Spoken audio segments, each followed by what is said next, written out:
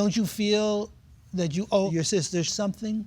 Yeah, but I mean, I feel like I shouldn't have been sued for it, knowing I didn't have a way to pay her back at the moment. Because you didn't have any money because you got fired from one job. Exactly. And who knows what's going to happen to you because of your reckless behavior. And she's out $4,000. She's a working woman, and she wants to take responsibility for her brother, a person who apparently has not shown any sense of responsibility to anyone. You're a fighter, right?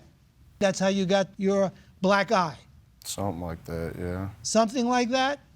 Is that what you want to do in life? You want to be a boxer or a fighter or a kickboxer? What do you want to do in life? Yeah, it would be cool. I mean, I don't know if I'd want to do that as a career, but... Do you know anything about boxing? A little bit. Do you know who your enemy is in the ring?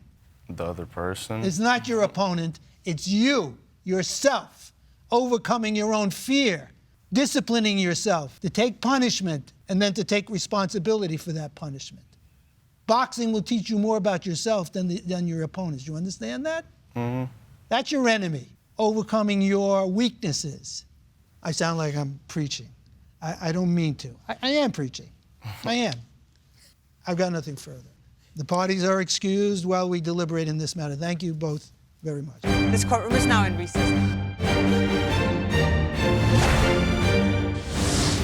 I feel for sister. She clearly loves her brother. You can see it here today. You can read it in her text messages, how she just wanted to spend some more time, and she was willing to loan him money with the risk of not being paid back just so she could see her brother on a regular basis. And I think that that's just heartwarming. But this is pretty simple. I mean, he owes his sister the money. Heartwarming, but perhaps a little misguided, at least for now. Yeah. But I don't think it changes the outcome. Right. No. I agree. I think I spoke a little too much. No. Preach, Michael. No. Preach. I think this young man, if he can hear what you said to him, would be better off for it. I'm not entirely convinced that anything's going to get through to him right now. No, Yeah. sometimes it does, sometimes it doesn't. But I think So we have a verdict. We have a verdict. Yeah. It's unanimous in favor of the plaintiff. This court is again in session. We have come to a unanimous decision, but before I get to that, Briley, I just want to remind you of something you said in your answer. You said that suing me while I'm down and out sets me back even further. Honestly, this is no help to me at all. And I know you're 19 and I know you're young, but I want you to change your perspective on things because this can actually help you. What's going on today can actually help you. It can be a moment, it can be an opportunity for you to start shifting how you see your life. Mm-hmm. You've never been inside of a courtroom before, I'm guessing. No, I have one other time. You have? A couple other times, but it was like when I was 14.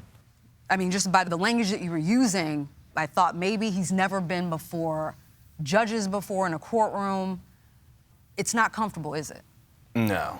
And you don't want to be here. You don't ever want to see the inside of a courtroom. No.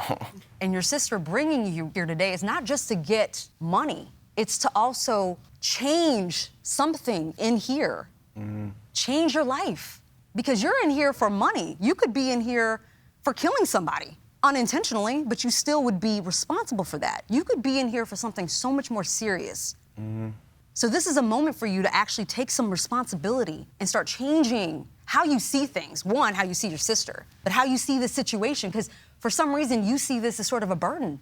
Like, this is something I just don't need. Well, maybe it is something you need. Maybe this is something you need to actually make that shift. And it may not sink in right now. You may not even want to hear it. But I urge you to really do some reflecting. Because, yes, you have your whole life ahead of you, but you actually may not see all of that in the way that you want. You may be inside of a jail cell one day or a prison. And it may be extreme, but this accident that we didn't really get into was very serious, and it could have been worse. And I think that you owe your sister an apology. I know you do. That should be the first thing that you do. Mm-hmm. So I'm gonna get off my soapbox now, and I hope that a little bit of that sunk in. Now I'm gonna shift my attention to you, Lauren. Sometimes there's helping, and then there's enabling. And I know you wanna see your brother more, but you know, there's a little bit of tough love that you need to show your brother. And I'm glad that you brought him here, and I'm glad that you didn't just write off this loan. But you gotta make that distinction between helping your brother and enabling him. So with that being said, we have come to a unanimous decision, and it is in favor of the plaintiff in the amount of $4,350, and that is the judgment of the court. Thank you.